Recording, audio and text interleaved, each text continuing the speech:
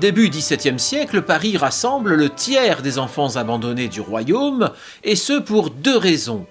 Les provinciales enceintes hors mariage viennent y cacher leur grossesse et y accoucher anonymement. Les seigneurs, qui ont la haute justice, font porter à Paris, parfois de très loin, les enfants trouvés sur les terres où ils exercent leur justice, pour les faire prendre en charge par les hôpitaux parisiens, plutôt que de devoir eux-mêmes en assurer les coûts. Tous les acteurs de l'assistance arrivent alors au même constat. Il faut regrouper en une seule administration centralisée les hôpitaux et les hospices, ayant fermé tous les indigents qui ne peuvent se prendre en charge seuls en raison de leur dénuement ou de leur comportement. C'est de cette idée qu'est né l'hôpital général, créé par l'édit royal de Louis XIV en 1656, qui va instaurer également le grand renfermement.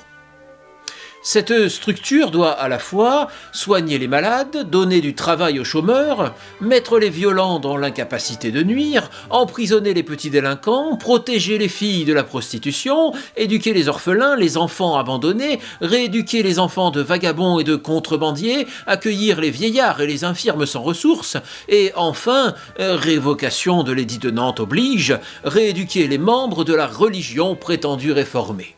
Autant vous dire qu'on ne chôme pas à l'hôpital général. Vous êtes pensionnaire de l'hôpital général. Pouvez-vous nous raconter votre quotidien ? C'est vrai, je peux ? Oui, exceptionnellement, tu peux. Eh bien, je suis rudement content de pouvoir m'exprimer. Être à l'hôpital, c'est d'abord ne pas avoir le droit de parler. Le règlement impose de rester silencieux, et parler avec les autres pensionnaires, c'est très rare. À quel âge les enfants sont-ils accueillis à l'hôpital général ? Il y a beaucoup d'enfants à l'hôpital. Plus d'une naissance sur 3 à Paris conduit à un abandon à notre époque. Quand on est abandonné, on est d'abord mis en nourrice par l'hôpital jusqu'à l'âge de 4 ans. Ensuite, on y est enfermé. À quelles activités consacriez-vous vos journées lorsque vous y étiez enfant ? On allait en classe 5h30 par jour. Il y avait beaucoup d'élèves, jusqu'à plus de 100 par classe.